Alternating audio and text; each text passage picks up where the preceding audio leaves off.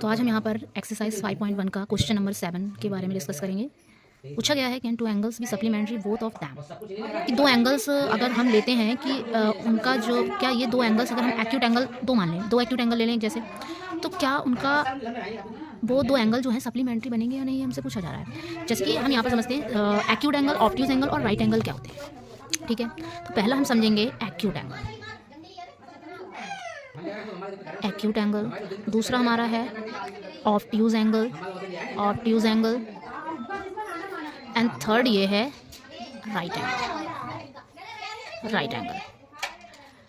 Acute angle क्या होते हैं?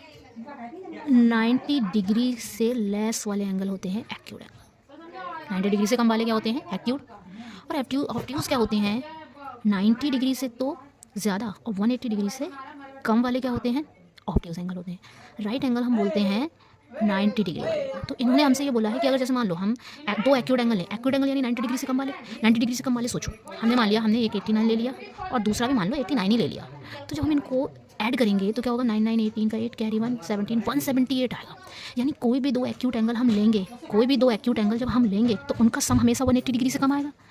इट मीन्स एक्यूट एंगल का तो जो है, एक्यूट एंगल का जो है सम 180 डिग्री नहीं आ रहा है, तो इसका मतलब ये सप्लीमेंट्री नहीं होगा। तो पहले वाले का जो आंसर हो जाएगा वो हम लिख देंगे नो।